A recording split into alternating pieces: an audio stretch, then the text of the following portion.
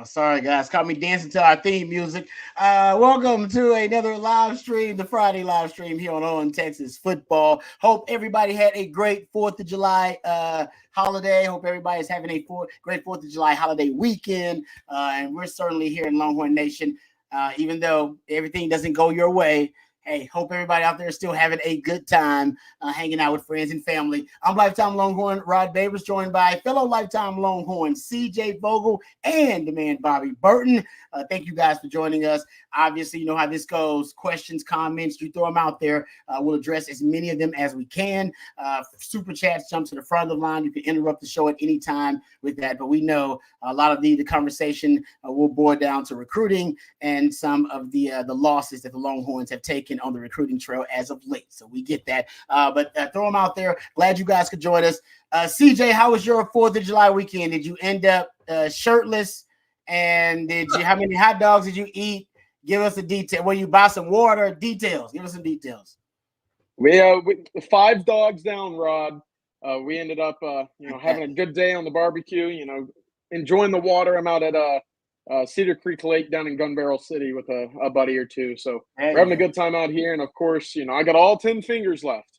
That's the most important part with the fireworks show that went on last night. So it was a tough day, in the world of Texas football and recruiting last night. But other than that, 4th of July is one of my favorite days of the year. Rod, we talked about it's my favorite holiday. So I'm here to enjoy the weekend. What about you, Bobby? How was your 4th of July holiday? It was interrupted by a wide receiver out of Duncanville for a little while. But other than that, we had a good time. Had some went out and got some snow cones as a family. Hey, some of those, there you go. Orleans style snow cones. Oh, yeah. We did that yesterday. Popped some fireworks with my kids last night after Dorrian Moore. We did a little bit of that and just hung out as a family. But again, to your point, Rod, happy 4th of July to everyone out there. Hope everybody had a good time, even when there's bad news on the Longhorn front. Yes, no doubt. Hey, you know what? I don't know why I want to ask, but what was your snow cone flavor? Because did you get tiger blood? What are we talking about? Cherry? No, my son got tiger blood. He got blue raspberry and tiger blood. There you go. Yeah, that's good. No, I got I got root beer and wedding cake with the condensed milk on top. What? These are those, yeah, it's the what do you call it? New Orleans style. I didn't even know that was a thing. See, I learned something new every day. I did not know even that was a thing. I got a snow cone stand like down the street, like within walking distance of our house. And every now and then, wifey and I will get some snow cones together as a family. So that's why it hit me. I can relate to your snow cone family story there, Bobby. That's what I'm saying. Well, I got to tell you, the only negative about snow cones is that they're usually out of a truck, which means there's no shade getting your order in. That is so there was like a 15-minute wait in 99-degree heat, right? Hey, it makes the snow cone taste better, Bobby. That's part of the experience. All right, there you go. That first bite. Oh, you're just so refreshing. All right, guys, obviously we're doing anything other than talking about the big elephant in the room. That's how you know we're going to talk snow cones. All right, so let's get right to it. All right, I need to ask both you guys because I haven't talked to you guys like this since it all went down, since Dorrian Moore made his decision. I was confident. I'm not going to lie. I think maybe this one hurts Longhorn fans because they were confident about it. Were Longhorn fans overconfident? Was I overconfident? I thought you bring grandma there. I thought grandma was it. Because I'm just like, I just don't remember people you don't bring grandma to stuff like that if you're not serious about it. And I know he was serious about it because grandma was there. And I've heard mamas and daddies coming, but grandma being at a recruiting visit was different. And I was wrong. And a lot of Longhorn fans are wrong about that too. Were we just overconfident? Where did it go wrong? Well, I'll say it first, and then I'll let CJ chime in. First of all, Dorrian Moore, I don't know if you want to call it a silent commitment or whatever you want to say it, but he told Texas he was coming on his official visit to Texas. It happens. This is one of those things. That's why they remain silent until they actually go public, right? Rod and CJ. So that occurred. And so that does lead to a lot of confidence, right? Naturally, among reporters, among fans, among coaches in particular, right? And the staff. So there's that happens. But what I would say is that Oregon, in that time since, got him on campus. And I feel like they just did a great job of recruiting him. And what I mean by that is this. I've been covering recruiting for 30 years, okay? 30 plus years doing this. Oregon, since the dawn of time, okay, their pitch to recruits is come be different. Come up to the Pacific Northwest, do something different, get away from your family. You need to be your own man. That has been their pitch from the dawn of time.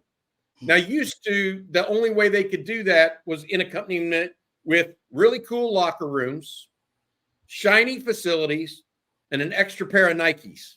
Okay. Now they have this other thing that is green in color, like really green, not their uniforms that are like highlighter color green. Yeah. And NIL is involved. Mm-hmm. And that pitch that they're making right now, I think, look, Dorrian Moore and CJ, you can go into it. In his video last night, I mean, he said, "Oh, I want to be my own man. I want to go blaze my own trail." And that's a sales pitch straight from every Oregon recruiter's mouth for the last 30 years to a kid in the state of Texas. Just telling you, every single one of them that have ever been recruited in the state of Texas, that's the sales pitch. Come be different. Come to Oregon. And Dorrian Moore bought it. Now, is that all he bought or got bought with? That's another conversation. But my point being is Texas and other schools have to be able to recruit against that. You can't just let that narrative not sit there. I mean, somebody from Texas could have easily said, yeah, they told Johnny Bowens that too. And now he's back in San Antonio sitting on his, sitting down, waiting to figure out where he's going to school next. Or Quinn Ewers could have said, I tried to go do that up at Ohio State, and I just didn't like it up there being, not having any kind of support personnel around of me. He had that conversation. So my point in all of this is I feel like it was a little bit of a recruiting job, and hats off to Oregon because that's their job. I'm not mad. I mean, I'm not saying this is a wrong thing that happened. But if you tell me that you're a wide receiver and you're going to play in Steve Sarkisian's offense, you have Arch Manning as your quarterback compared to Dante Moore and Austin Novosad, okay? And Will Stein is most likely not going to be your offensive coordinator next year, yet you're still going to go play for a defensive head coach. Logic doesn't match, and it doesn't matter what the numbers are financially. That's because these guys, it's just different. And so that's where I disagree with some things that are being said out there. So we'll see how it goes. That's my take on it. CJ, what do you got, bud? Yeah, Bobby, I thought you hit it on the head there, right? He wants to go be his own person. He wants to go blaze his own path. You don't see many guys from Duncanville, nonetheless, end up in Oregon, right? They've had plenty of opportunities. Caden Durham, Cam Williams was expected to go up there. He would have been the first. Ended up down here at Texas. Colin Simmons, another one, down at Texas. Alex January, down at Texas. So to me, whenever you kind of put everything on the table, and I do believe Dorrian's a bit of an impressionable kid, right? He is. It's, how college football and recruiting is today. He's originally committed to LSU because his favorite player was Odell Beckham, and he mentioned it in his commitment video yesterday. He's like, yeah, I wanted to be just like him. That's why I committed.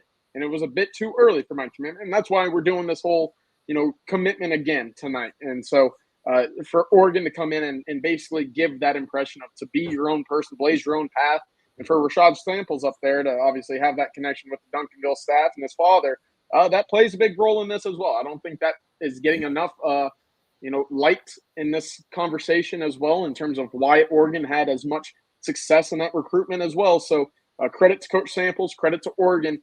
Also credit to Evan Stewart, because I was told that official visit he was the host of was very impressionable for Dorrian Moore. And again, I don't think it necessarily breaks the Texas class, but this was two opportunities that you had to get Dorrian Moore in the fold, and you failed to do so. This is a game-changing prospect. So while we can sit here and sugarcoat it and say Texas wide receivers is still going to be, amongst the best in the country, I still believe that, sure. Dorrian Moore was the number one wide receiver in the country this year. There was no debate about that. There's no debate about what kind of impact he would have had here at the University of Texas. Again, Texas came up short twice in this recruitment. Who knows if they'll get a crack for a third opportunity later on. But until then, you can't sit back and wait for that to be a possibility. You got to go out, recruit the guys that are still on the board, and that includes Kelshawn Johnson, who has a decision coming up this week. And it looks like A&M might be that play right now. Does the effect of Dorrian Moore going out to the Pacific Northwest change Texas's approach to Kelshawn? We'll see. I would certainly hope that it would, because Kelshawn Johnson, a very talented kid, 10-4 going to your biggest rival, not what you want after losing out on what was the top wide receiver on your board. And then that leads guys like Jamie French, Khalid Clockett, who have decisions later on in the summer. And who knows, with a guy like Dalen McCutcheon, I put up a note earlier today on Texas football. I was told, right after the official visits in late June, that maybe if there's a guy to keep circled on and kind of stashed away for the Texas wide receiving board, it would be him later on. He's expected to make a decision July 13th. So Florida State looks like they'll be the one out in front for him going into that decision. But again, a lot of things are changing right now with the way that Dorrian Moore leaves the Texas wide receiving board moving forward. So we got a interesting couple of weeks and months on hand, Bobby, before we get and see some football on the field. Luckily, a long time to go before pen meets paper. But Texas got some work to do on defense and at receiver moving forward. Great stuff there, guys, and great nugget there too, CJ, about the Rashad Samples thing. So I heard some folks talking to me about Rashad Samples, and he just got there, but already a guy making an impact recruiting wise. Oh, yeah, let's get to some of these super chats. Thank you guys very much for the super chats. It's Slick Rick. Thank you, Slick. We appreciate that. Something is off. I'm not buying that Texas is all in on NIL. We weren't with Dominic Williams. Is the same pattern trickling down on high school recruits? Is Sark trying to prove a point that no kid is higher than the culture? Thank you very much, Slick Rick, for the super chat, gentlemen. It's I gotta say it's a valid question. I love it. I look. I think that there is some validity to this. I want to. This is where the nuance of recruiting can get interesting. It's not all one way and all the other. Like there are shades of gray in recruiting, right? Like it's not all the sales pitch that Oregon gave. Some of it's NIL, some of it's the sales pitch, some of it's this. There's every little piece plays a role. I do agree that Texas did not go all in on Dominic Williams. I think Texas probably would have matched potentially on Dorrian Moore, and that was contemplated. I do think that, but match is relative here. I want to be clear. They were in the same ballpark, right? So the reality of it is that I feel like Sark does care about that. He doesn't want a divided locker room. And the piece that I would agree with him on is how do you pay a recruit who's a year out from showing up? How do you pay him more potentially than guys already on your roster that you hope take you to a college football playoff?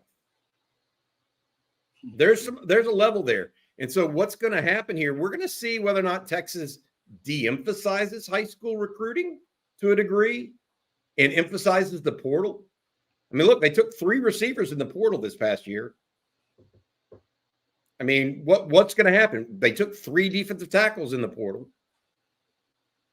There's a lot of this going on. And so I think Slick Rick is part of the puzzle. What he's saying is accurate. It's not the entire puzzle, though. We're all looking for this one fact that'll just throw everything into place and everybody will be able to understand it. It's much more complex than that. There's a lot of different pieces to this. Because one of the pieces is interesting. It almost reminds me of kind of, we'll compare it to the NFL. Kind of a Ricky Wade scale here we're trying to propose where, remember back in the day when the rookies were making more than the veterans and everybody was like, man, that's not right. That's not right. Not right that Sam Bradford's making 50, 60 million, and he ain't done a damn thing. That money should be going to veterans. And I almost wonder if part of it is like, well, like you said, like now the guys coming in can't be making as much as the guys who've been here already, and they bled for the program, sweat for the program. Got to earn some more of that, and that is interesting. I mean, is that a possibility where basically that is being considered? I think it was definitely a piece that happened 2 years ago for Texas. For 2 years ago, but now I think Sark, and with NIL's proliferation and the Texas One Fund's work, along with Sark's fundraising as on part of that, Texas is kind of nipped that in the bud and got it going in the right direction. And because of that, there's a trickle down effect, right?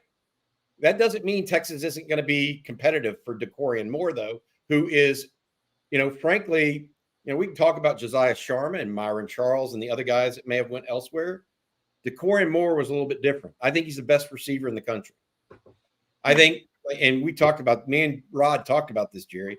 We've seen Vince Young come out. We've seen Adrian Peterson. We've seen Derek Johnson. Seen Matthew Stafford. The guys that are freak shows for their position, right? Dorrian Moore is in that category. I don't think Josiah Sharma or Myron Charles necessarily were. Okay. So my point being here, there are going to be guys that are rule breakers, but you have to have parameters. And so that's just the other ones. I think Texas will be able to bounce back from. They're not going to be able to find another Dorrian Moore in this recruiting class. Just won't be able to do it. Yeah. All right. I think part of that too on the NIL front is willing to play the game, but to the point of the veterans to rookies conversation is you're not going to overpay or go over a certain threshold with this staff. I think they've made that clear, and you can look back at the Dominic Williams recruitment.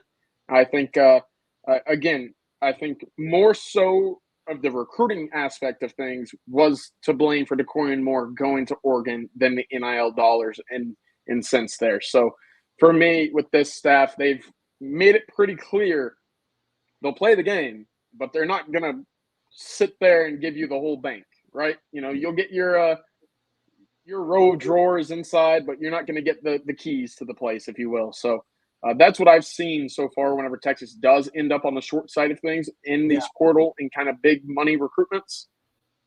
Texas isn't willing to, give these guys the whole world, where I think some of these schools, maybe out of desperation, would. No, man, it's a brand new frontier. It really is. That's because even as a player, I can't tell you, Raj, right now, I can't tell you where an NIL offer would steer me. If I'm made an offer, I can't refuse some ridiculous offer as compared to where if I wanted to go to Texas, but at the time, let's say Florida State made some crazy offer. I couldn't tell you guys right now, as much as I love Texas, that Rod B wouldn't have been at Florida State. I mean, that's the reality of it. It's, if that's the game, of course, that's being played right now, and that's definitely a big part of it. All right, Greg C., thank you very much for the super chat. We appreciate you guys very much for participating in the conversation today. Greg C. says, people need to lay off coaches when they leave programs. These kids silent commit, break their word, and puts the staff in a quandary. Today's NIL doesn't help. Tough job reading kids' minds. Chaos. Let me ask you this. You guys have been around pre-NIL in the recruiting game and covering it. Are we seeing more decommitments now compared to then?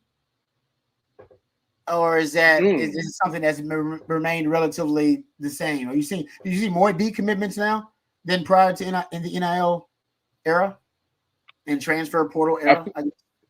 No. I think it's relatively the same. Yeah. Okay. Yeah. All right. I will. It is a tougher job, though, CJ. I mean, yeah. I think that some of the coaches aren't even party to the players that they're recruiting at the very end. How about that? And what I mean by that is, sometimes it just gets down to the head coach and an agent and the player potentially. or an assistant and the coach. It is a different vehicle now, and it is harder on coaches.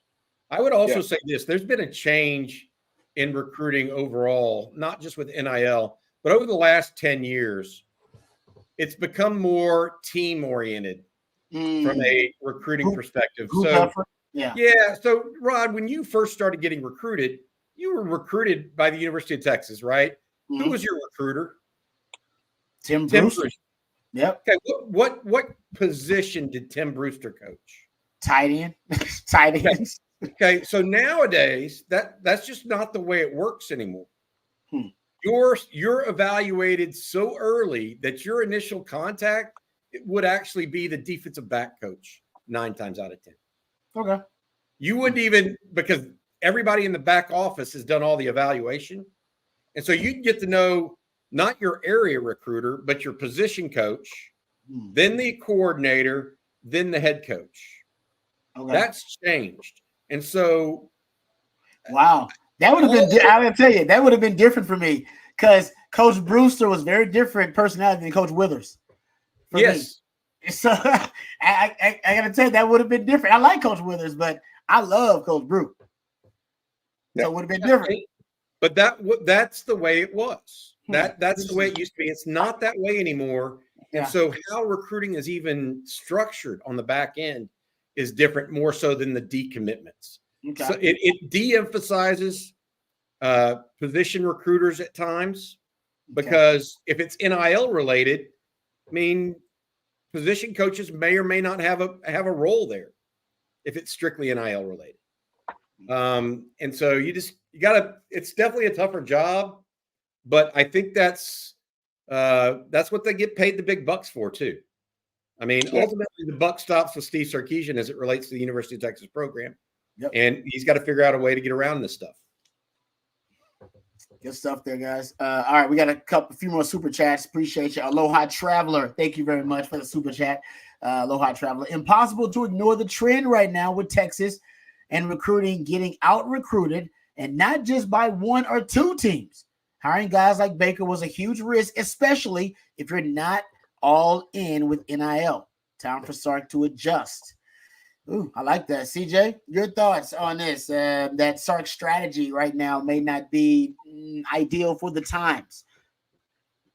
Yeah, this is an interesting one, right? Because we saw Sarkisian with 2 vacancies over the last 2 cycles go to the NFL to get guys with more of a developmental background, right? That was Chris Jackson with the Jaguars, and obviously we saw Kenny Baker this offseason from the Dolphins.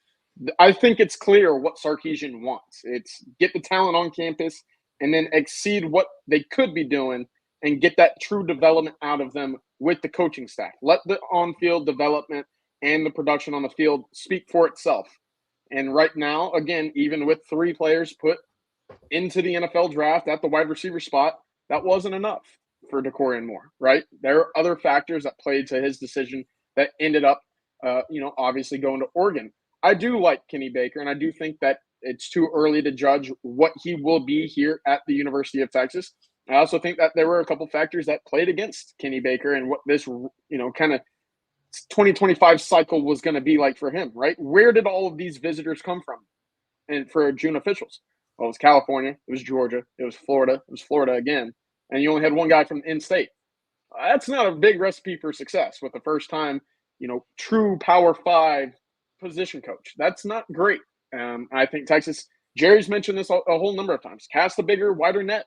Get some of those guys in state that might be a B or a C list, kind of option at the moment on campus. Because again, when you go out and you try to lure in kids from all across the country, it's a tough thing to do.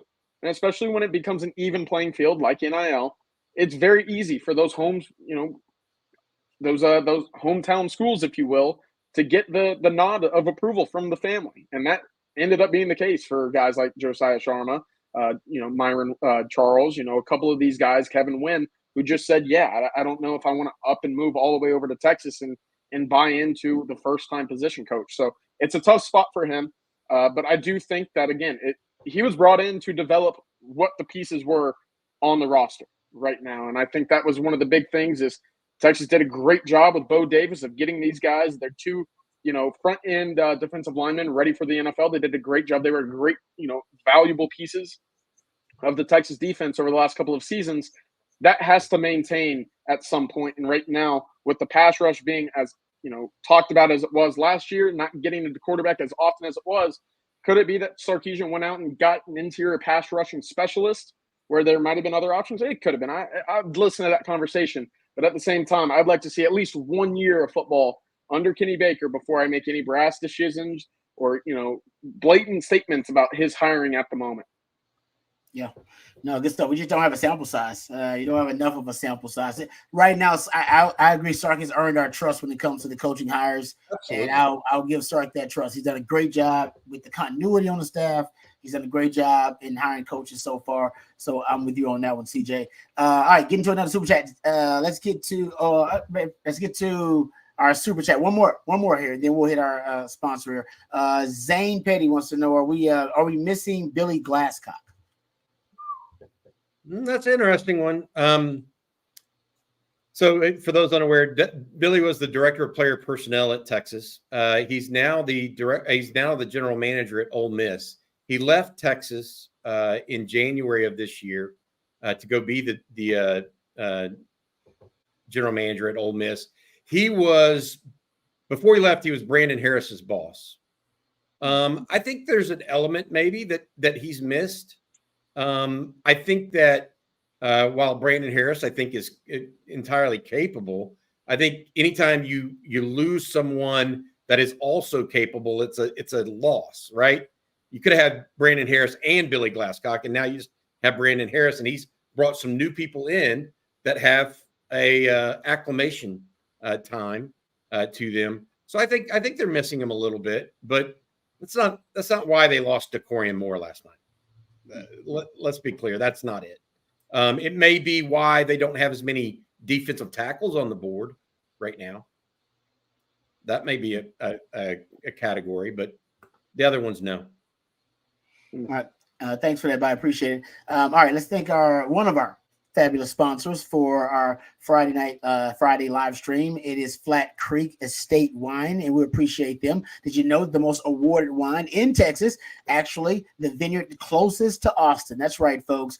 Flat Creek Estate Winery is just minutes from downtown Austin, and they've won award after award this year for their vintage wine, Super Texan. Super Texan is now available at your local specs, so give it a try. Of course, Flat Creek is also a gorgeous venue with barbecues and wine tastings every single weekend. It's a perfect for a day date with your significant other or a getaway weekend with your significant other. That's Flat Creek Estate Winery. Visit flatcreekestate.com to find out more details. And since my wife and I love Flat Creek so much, I can say that it's actually at Central Market too. They know that, but it's at Central Market as well. I saw that we were doing some shopping, and they got the Super Texan there. They got the Pinot Grigio there. So go check it out. It's at Central Market. It's at Specs. It'll be everywhere pretty soon. Trust me, man. They're blowing up. It's great stuff. So go check it out. Flat Creek Estate. Thank you very much for sponsoring the Friday live stream. No, I really do. My wife, she's on it, Bobby. She loves it. It's we're past the point of just being them endorsing the show and doing endorsements for them. Like wifey's on it now. They got a true fan. She's a Flat Creek fan, so we got to get out there too. It's hard with the baby, but we're definitely buying the wine. Yeah. All right, let's get back to it. Juan, thank you very much for the super chat. We appreciate this one. This one's for you, Bobby. Says, Bobby, can you ask Sark at SEC Media Days about D-tackle recruiting? On recruiting misses, is there a plan to fix these issues, fix them? If you could ask those questions, he'd appreciate it. Thanks. Thank you very much to Juan. Yeah, I mean, I would say the most discussed topic on any of the shows that I've done on Texas football has been D-tackle recruiting. This is actually the first day we have deviated from D-tackle recruiting conversation. And when you say CJ in like the last, it's been 30 minutes, Rod, first mention. Yeah, we're 30 minutes into a live stream. First D-tackle mention. That's good stuff. Bobby, I mean, I'll admit this is something that's it's a micro and a macro issue. It's a short-term and a long-term issue. Sark is talking about, that's why you got 3 D-tackles in the transfer portal. So people are worried about the developmental pipeline. You lost Bo Davis. You lost Tavondre Sweat and Byron Murphy. People are worried about the long term and the short term at D tackle. I guess we did have a respite from that. We were distracted with the Dorrian Moore conversation. But what are your thoughts about D tackle? I heard Jerry say his theory is, as CJ mentioned, wider net. Just cast a wider net on D tackles, period, not just kind of picking out the top elite guys on your board. Just cast a wide net and bring in as many as possible, and you'll hit on more. What are your thoughts about D tackle? The short-term strategy, the long-term strategy. What is the issue? Are we overblowing the issue? Are we bored and got nothing to talk about? Are we overblowing the D tackle issue? What are your thoughts? July. Well, you can't just say it's July. I mean, yeah. Here's the point that I would. Going into the SEC, people know about the SEC to change, line of scrimmage league, that kind of thing. Yeah, absolutely. I'll say this as it relates to defensive tackle. Texas chose to be very selective. So when you're very selective, obviously there's going to be a harder hit rate. You're not going to, when you're that selective, other teams want to be selective too. So you're going to get their best shot. So get ready for that. And if you don't hit on them, that's the way it works. Now, Texas still after DJ Sanders out of Belleville. We expect him to make a decision here in the not too distant future. That would put them at least on the board at defensive tackle.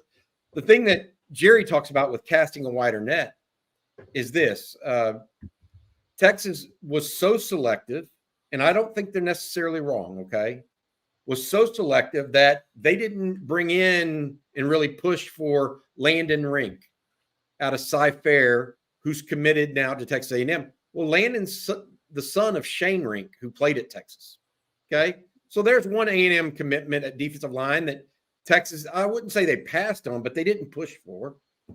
Then there's Chase Sims at Richmond Randall, who they chose not to bring in for an official visit. Yeah. And he just committed to A&M yesterday. So that's two other in-state guys that they didn't really push for. And then there's Dylan Battle out of Mansfield area, and he's likely to commit, I think, to LSU. So two guys are good enough for LSU, or two guys are good enough for A&M, and another one for LSU that Texas didn't really push for. Now, what does that all mean? Well, Steve Sarkisian wanted to be very, very selective. And so rather than going for those guys early, he tried to be more selective. I don't know if that's bit him in the butt, so to speak, in that take. I think we've yet to see the actual result, because this is where what CJ says is true. It is only July. You can't pass final judgment today on it. It doesn't look great, though, right now. And there's no two ways about it. So to Juan's question, will I ask him that question, or will CJ or one of us ask that question? Sure, that question will come up from somebody if it's not from us. Defensive tackle recruiting overall is interesting to me as it relates to this. And that is one of the more developmental positions on a football field. There are two, really: interior defensive tackle and offensive line. Every other position, you often will get away with a guy that can start as a true freshman. I mean, Manny Muhammad last year started as a true freshman. Derek Williams, safety, started. Xavier Worthy came in, started as a true freshman. Mm-hmm. The only freshman that started on the offensive line, I guess there were two, but that was Cole Hudson and Kelvin Banks when they were true freshmen. But Texas didn't have anybody on the offensive line when they came in. So I don't really count. I mean, even though Banks might count, it's very rare, very, very rare. Yeah. Freshman running backs. I mean, Cedric Baxter started. Yeah. I mean, the offensive line and defensive front are the two most developmental positions. And so my question to Steve Sarkisian is, what is the outlook there? Is the outlook you're either going to be highly selective and only go for guys that you think, whether they're ranked, whatever they're ranked is irrelevant, but whether you personally rank them. Steve Sarkisian ranks them as high 4 stars or 5 stars. Only go after those guys or go to the portal. because they're so long in development time frame. You may not want to wait that long for them and spend the NIL money to bring them in like that. Mm-hmm. Yep. So because if you're basically, think about it, on offensive linemen, you're spending a lot of NIL money on guys that may not even play for 2 years. They may not contribute to your team for 2 years if they're developmental prospects. Same at defensive tackle. So do you want to spend money there, or would it better be spent on summing that money up and going after a baller in the transfer portal that's already a junior? That's the strategic question for Steve Sarkisian and his staff as he goes forward. I think that my answer to it right now, Rod and Jay, is that it's a mix. Mm-hmm. You need to sign at least 2 freshmen, at least, maybe, and try to get 3 if you can, maybe 4, but at least 2, and then you go to the portal. Because if you don't have the pipeline, you can't just consistently go to the portal. You can't do right. that. So here, I wanted to add a little to that, Bobby. I think, and Colt makes actually a really good point here. You've had one good season in 14 years. You still have that kind of prove it, if you will, when it comes to Texas and what it means for these recruits in terms of development and program, right? We've seen all the right steps Texas has made under Sarkisian, whether going from 5-7 to now the college football playoff. We've seen that. 11 draft picks, that's great. But can you do it 2 years in a row? That's when it will really start resonating with a lot of these kids. The other thing is, I think there's a little bit of arrogance when it came into this 2025 class, when it comes to kind of the big board, right? We talked about a bigger net. And I think that not only at defensive tackle are you seeing maybe the effects of missing out on some of your top targets and not having some guys to fall back on, but also linebacker, right? You have Elijah Barnes in the class. You only took 4 guys to come see official visits. Jonathan Cunningham pushed his decision back to a week, July 12th. He was expected to commit today. He's pushed it back a week. It's between Texas, Utah, and TCU. But aside from him, right, it's Riley Pettijohn, who looks like he's trending away from Texas. And it's Manfremo, who, despite a great official visit here in Austin, it still looks like Notre Dame has that top spot for him. So what does that mean moving forward? Are you even evaluating enough guys at each position right now to make you feel comfortable in the class that you will have if you miss out on a few? Cornerback, similar conversation. If Aiden Anding ends up at LSU, who's next on that big board for the Texas Longhorns? He was a guy that for the last 2 months, really since the beginning of April when he made his first trip down to Austin, it felt like he was trending towards you. Well, now that another school, the hometown school, is around, all right, he might not be the option that you thought might be on the board available for you at the time at the cornerback spot. So I think that because you saw Texas go much more nationally this year, they said, yeah, we're here. We've arrived. Kind of dismissing what allowed them to be so successful in previous classes, which was having that deep roster of guys to evaluate and pursue if you miss out on those big swings and misses from across the country. That's my that's my sense there. Here's there could be something. This is a good question. This is good stuff. This is good stuff. CJ, here's who Texas looked like they really wanted at corner. Okay, there were probably some guys out there that they wanted to bring in and just never got a bite on, right? Mm-hmm. But I'm looking at Devin Sanchez is going to Ohio State out of North Shore, right? Dorian Brew out of Conroe is going to Oregon. Kobe Sellers out of Pearland is going to A&M. Dijon Lee is going to Bama. Caleb Chester is going to Texas. We don't know where Aiden Anding is going yet, although likely LSU.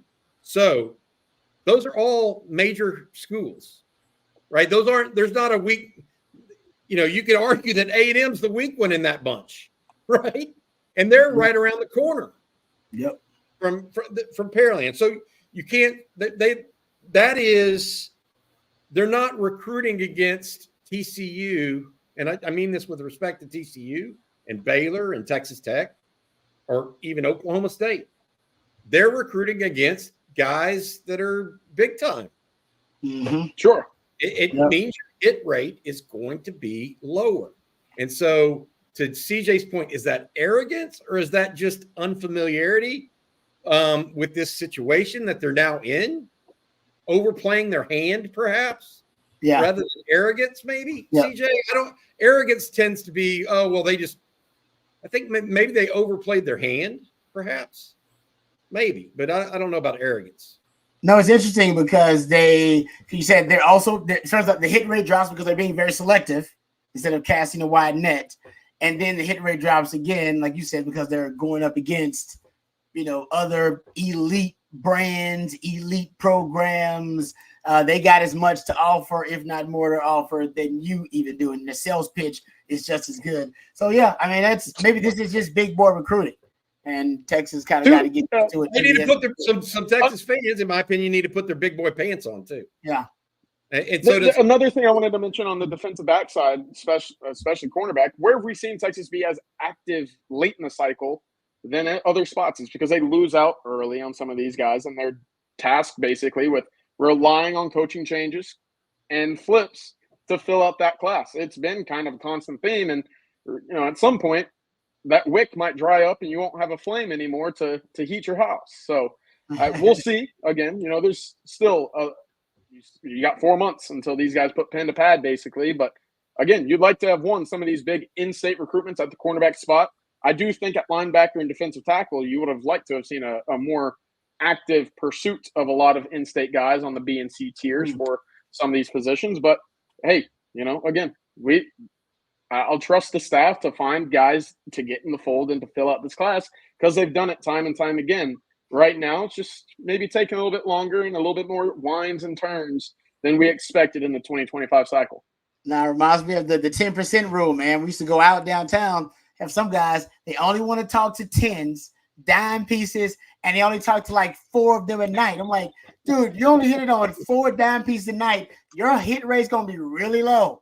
All right. You got to choose every now and then. Yes, you can hit on some dime pieces, about 4 of them, but have the 10% rule. Hit on 10 of them, sometimes an 8 who can develop into a 10. She just needs a little TLC. You can turn her into a 10. She's an 8. Boom. You can close that deal. You try to hit on the 10, but everybody else hitting on the 10 too. All right. So you got to think about it. Hey, man, do I got a 9 I can turn to a 10? Do I got a chance with that 10? How much NIL I got to put into this 10? All right. I only got so much in my pocket anyway. All right. How many drinks what she want to do? This is something I remember having this conversation back in the day, but it was obviously a little different in terms of comparison. You get some red bottoms and some Dior, and they'll be looking the exact same as the 10, Rod. CJ is still living this life right now. He's still making that comparison every day. All right. I'm done with them days. All right. Let's get to some more super chats. Jay Lee says, we assumed he wanted to stay around family, but sometimes it's nice to get away from family, especially once you have money. Everyone wants a handout. Thank you, Jay. He's talking about Dorrian Moore, I'm assuming here. Yeah, sometimes it is good to get away from family. It is good. Austin was just the right amount of distance for me from Houston. It was 2 hours. That was plenty of distance from family. He's got family in the city that can just come knock on his door. Maybe people don't want that. They don't want you to be able to drop in. They don't want auntie to be able to drop into the house like that. They want some more distance. So maybe that's what Dorrian Moore wanted. What are your thoughts, guys? I think he's 17 years old and probably doesn't know what he wants. That's also and being recruited to what he wants and told, sold a dream. That's my take on about 90% of players in college sports. By the way, that's not unique to him. Tim Brewster sold you a dream, Rod. He's the one that connected you. Yeah, I'm telling you now. I mean, and so I feel like that's a big piece of it. I really do. Who's the best dream seller then? There you go. That's what it comes down to, I guess. If you're truly so you grew up with a couple different teams you liked, Rod. You didn't have this preconception in your life like Sam Ellinger, where you're wearing baby photos of Longhorns in your helmets and everything like that, right? Those are very few and far between. So you went with the guy that sold the dream the best, right? That's what kids go for. So that's one of the things that people got to be aware of. And I'll tell you right now, the guy that does it the best, in my opinion, at the University of Texas is probably Tashard Choice. From a assistant standpoint. I mean, he's tremendous. I think Kyle Flood's proven very, very talented at that. Jeff Banks has done a nice job, not just at his position, but others. But we'll see where all this comes out and what it all nets out at. Steve Sarkisian's done a nice job overall. The one thing that I would go back to with you guys, and I wrote this morning after this morning's Coffee and Football. People are acting in the midst of losing the defensive lineman and Dorrian Moore like the Texas recruiting world is lost. Okay. It is not. Okay. It is wholly not. The Texas football program, if you take a step back and look at it, is healthier today than it's been since 2010. And I mean, it's healthier than it was this time last year, by the way. And they just went and had a college football playoff appearance. The cupboard is not bare. They are ready to go, and they've got guys, and they're going to have more guys. And so I'm not trying to tell anybody how to feel about, a recent number of losses, but I will tell you that don't lose the forest through the trees. Because Smith Orogbo committed this week. Okay. Texas went after 2 edges in this recruiting class, Smith Orogbo and Lance Jackson. They got them both. Oh, well, our recruiting sucks. No, you didn't get that guy. You know what I mean? And so I feel like that's where people miss because they get so invested in individual names and not necessarily the big picture. Yep. Good message there, Bobby. Like that. All right. Slick Rick with a super chat here. Thank you, Slick Rick. We appreciate it. I'm assuming this is Dorrian Moore. Is he a rule breaker? Wants to know that. Texas needs to start paying these game-changing players, or we'll keep getting beat by teams who are willing to pay. That's something that we've already discussed. Thank you for Slick Rick. What are your thoughts, guys? Do you pay? There's certain players. Do you decide? You know what? There's no limit to these guys. We'll match or beat whatever they're being offered. Or is there a limit to every player? Is there a limit that Texas will go? We know they have the funds. It's not a question. They got the funds. I think it's twofold, right? Like they'll play that game. They've won big recruitments, right? But there's also a limit in which we've seen them not exceed or meet. Some other schools will. So that point, though, I mean, I think Texas has done a tremendous job at getting game-changing recruits onto campus. And they've done a tremendous job, whether it be Anthony Hill, Colin Simmons, or Ryan Wingo, Brandon Baker, even, who isn't mentioned all that much in terms of big recruiting wins nationally. That's a big piece right there. They've done a great job here.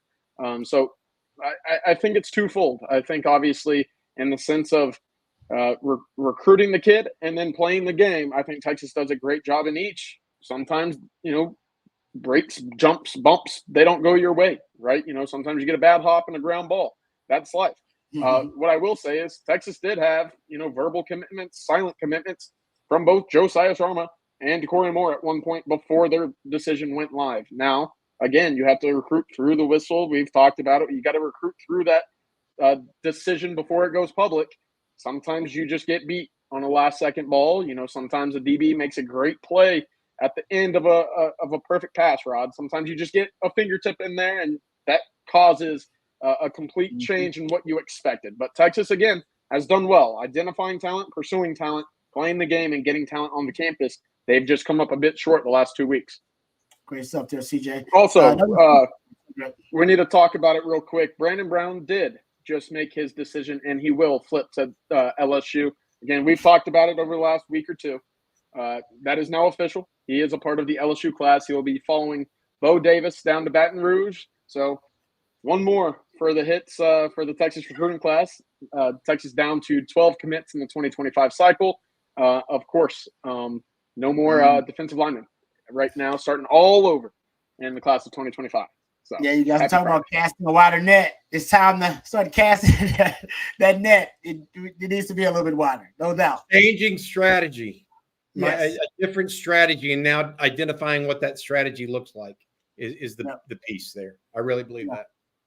That's good stuff. All right, guys. Here, no more super chats. Thank you guys very much for the super chats. You guys being very kind. We really appreciate it. It means a lot to us. KD35, I am the best. How hard does Texas put the pressure on Kelshawn in the next 24 hours? That the most Texas speed demons are gone at wide receiver and target Dallas Wilson more. What do you guys thought? I think that pressure is all the way up on Kelshawn Johnson. I think it has been, right? Texas has been pushing for him to join the class since, about the spring game. And he's kind of opted to sit back, evaluate his choices. And right now it's going to be a Texas A&M decision coming up here soon. So obviously with Dorrian Moore off the board for the Longhorns, I would say he pushed for the Longhorns to get him in the fold. Will that be enough, right? I think Texas A&M felt very comfortable about where they were sitting in his recruitment over the last 2 weeks. Especially after his official visit to A&M this June. Again, Texas, this is a very important recruitment, not only because Texas would be adding a very talented wide receiver, but A&M is the other option here. So if you don't get him, he's going to your biggest rival. He'll be a 10-4 wide receiver that you'll have to play against each season for his time in College Station, if that's the case. So it certainly adds to the fold that Texas would like to get that one going in their direction before that decision comes around. Yeah, the problem with Kelshawn Johnson's recruitment is this. Kelshawn Johnson knows who and what he is as a receiver, okay? Yeah. He is a speed guy with very few equals, okay? Period. Well, Dorrian Moore is one of those guys too. And so is he going to go to a class that had two of those in it? Or does he want to go somewhere where he's the one that is that guy? Yep. This opens up Texas to have that conversation now with him, whereas before they couldn't tell him, oh, we're not going to recruit Dorrian Moore if you commit. They couldn't tell him that, and they wouldn't. So we'll see where Texas goes back on. As of yesterday, the thought was he would commit to Texas A&M on the 8th of July. Does that change now that Texas isn't going to be one of those teams that has Dorrian Moore there? That would be another speed guy. I mean, the other guys that Texas looks good on right now are Khalid Lockett and Jamie French, neither of whom are speed guys. Neither of them. So that opens that spot up in this Texas recruiting class. Yeah. All right. Good stuff there, Bobby. Appreciate it. All right. Another super chat here. We got this one from Colton. Colton, appreciate the super chat. Thank you very much. Says Texas taking L's like crazy right now. This must be what it feels like to be an Aggie on a daily basis. Brandon, there you go. I love how you redirect our pain and anguish into a nice Aggie joke. That's what we need. More of that. I appreciate that. Thank you very much. Did need that. We appreciate that. Hey, at the end of the day, Texas has a good baseball coach, right? Yeah, that was a big win on the trail, if you will. Different sport, but you come away with one of the country's best baseball coaches. I did see a question on baseball here earlier. I'll address it just very quickly. Of course, Texas will be hosting a number of big-time prospects. One of the top shortstops, in the 2025 cycle will be on campus this weekend. On Texas football's Blake Monroe should have more coming on the site later this weekend, as well as Ethan Mendoza, was recently at Arizona State. Get my guys mixed up here. He was at Arizona State, starting second baseman, started 49 games for the Sun Devils this past year, originally from South Lake Carroll. Hit .318 this year, had an .810 OPS, so can play a little bit. 3 home runs, 8 doubles. A guy that Texas is pursuing. I was told that he's a guy that they are looking at to come in and fill that second base void, which was left by D. Kennedy, who entered the transfer portal and will be headed to Kansas State next year. So that's some baseball talk right there. At the end of the day, at least that sport's got its head coach and a bright future ahead of itself.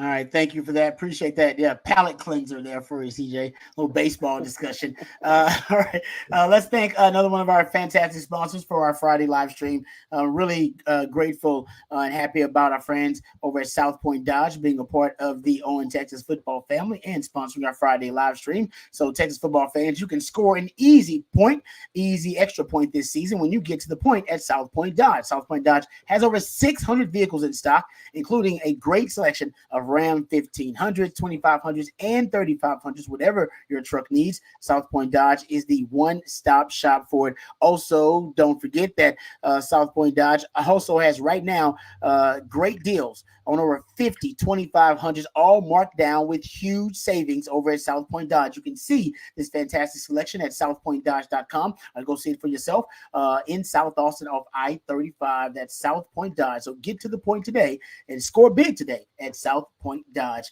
Thank you very much, South Point Dodge, for sponsoring the Friday live stream. You were just talking about baseball, so I'll keep it baseball just for a second, CJ, because we did have this from David Keith Williams, who's usually talking football. But he said, speaking of baseball, is there any news on Jalen Flores and Jared Thomas? Also, what's the trend on pitching recruits for Coach Schlossnagle? Tell us something other than wide receiver recruiting. See, hey, David Keith Williams wants a palate cleanser too. There you go. Yeah, the MLB draft is, I believe, July 11th. So just under a week. It starts Thursday, goes all the way through the week. And I think they also have about 30 or 40 rounds. So a bit of a unique deal in the MLB world. Jalen Flores and Jared Thomas are the two guys Texas will have the most intrigue about in terms of where their position will be getting drafted. Of course, you know, if it's not up to par with that signing bonus money and where they're slotted to, they will certainly be able to return and come join back to Schlossnagle's group and what could be a very talented lineup for the Longhorns in 2025.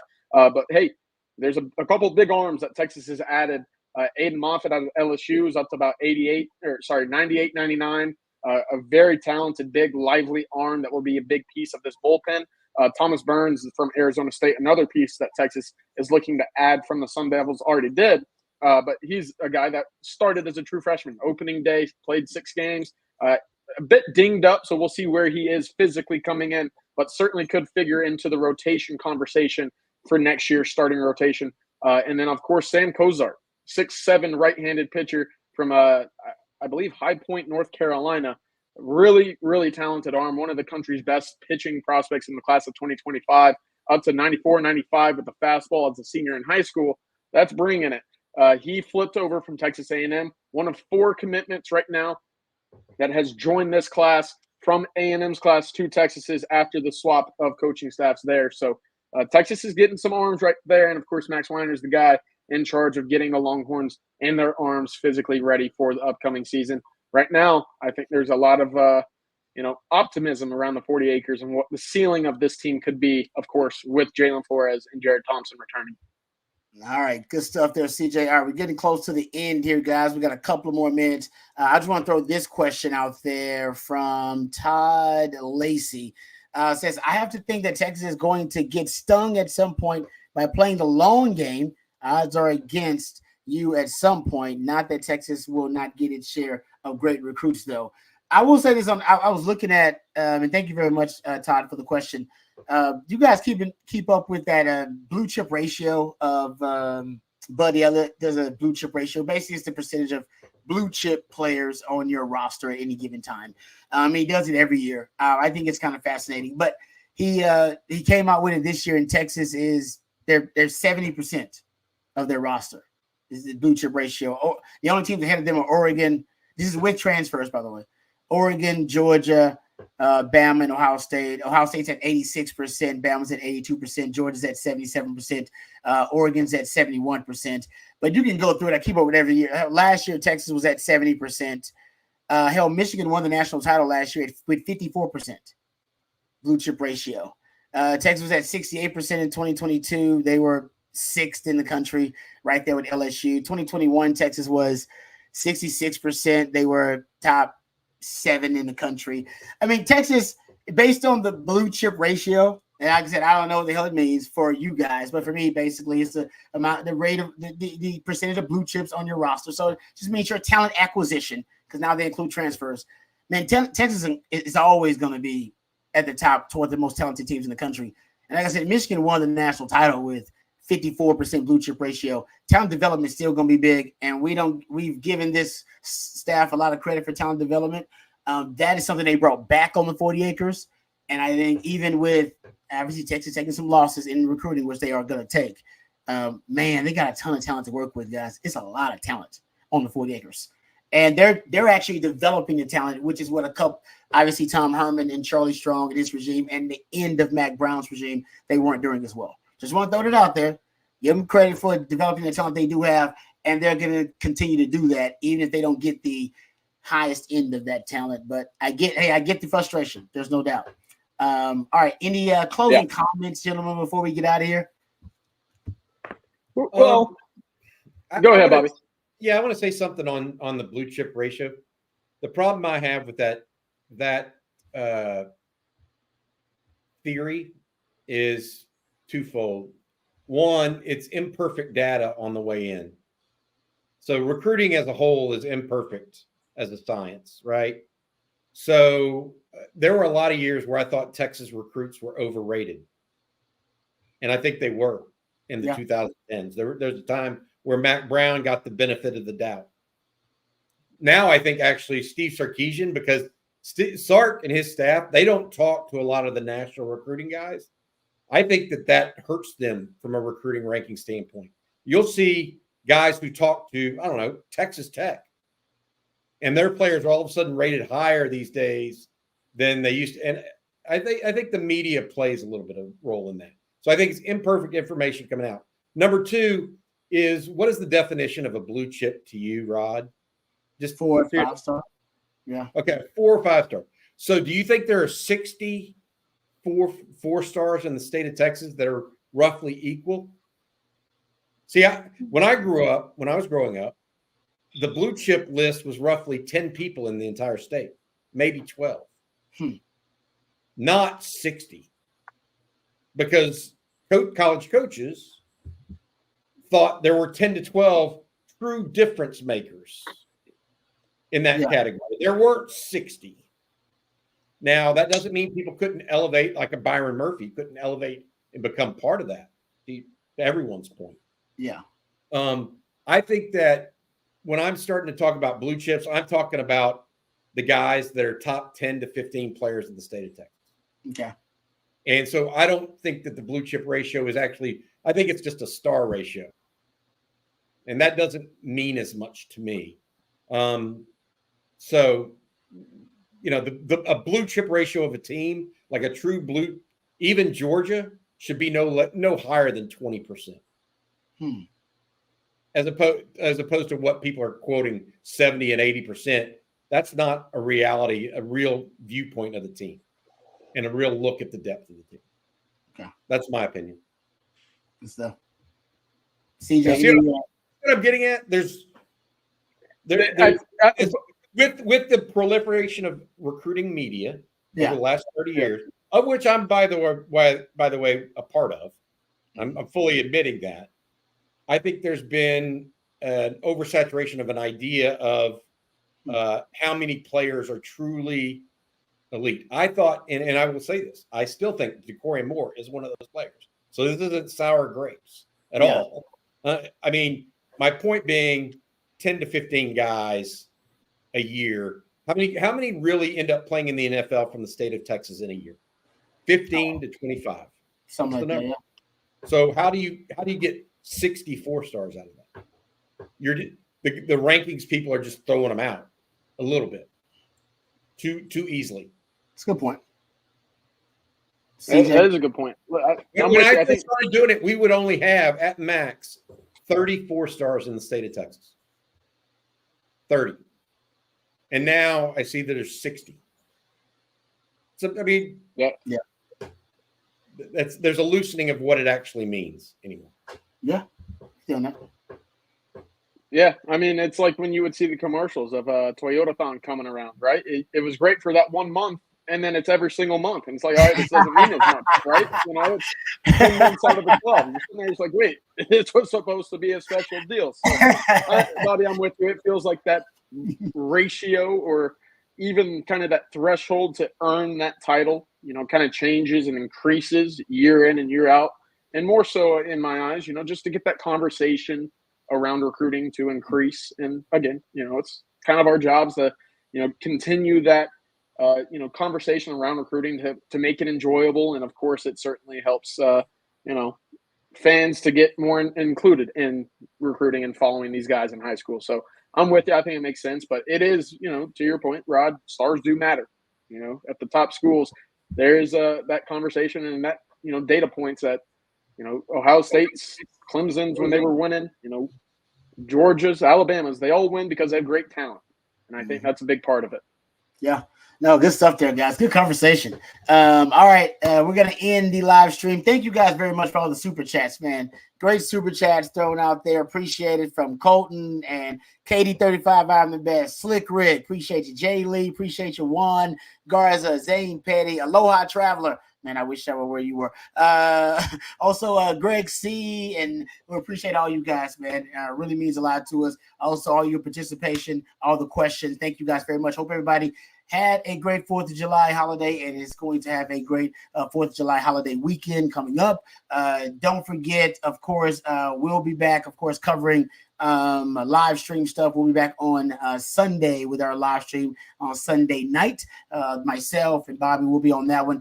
Anything you guys want to promote, Bobby, coming up on Texas football on the channel coming up this weekend?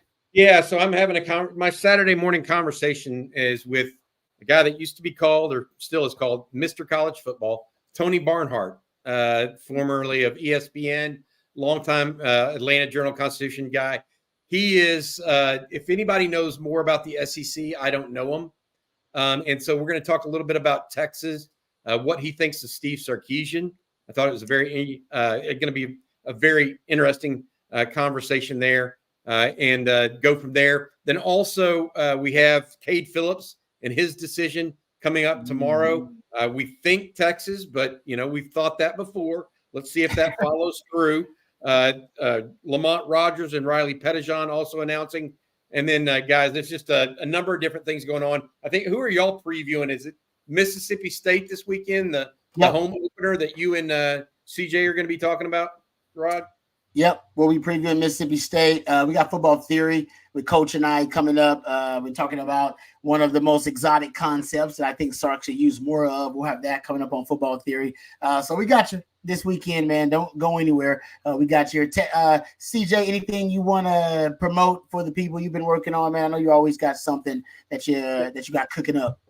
Yeah, Rod, I'm excited for that conversation tomorrow about Mississippi State. I got to talk with Blake Shapen a little bit ago when I was in Louisiana. Kind of pick his brain about what it's like to play at Texas because he's done it a few times. Now, obviously, with the different jersey on and different conference patch, he says he's excited and expects those, kind of atmosphere to, take a gear up, if you will. So he's excited for it, and I think that'll be a fun talking point tomorrow, of course, whenever we get to filming. So should be a good time. And everybody else that's enjoying the 4th of July weekend, be safe out there. Keep your fingers. Enjoy the water if you're out there somewhere, and be safe. Yeah, appreciate that. All right, for our sponsors, thank you to Flat Creek Estate Winery. Thank you to our good friends over at South Point Dodge. Thank you to CJ Vogel and Bobby Burton. Thank you guys out there for joining us. Thanks for watching. Thanks for listening. Until next time, hook 'em horns. Thank you too, Rod Babers. Thank you, Rod.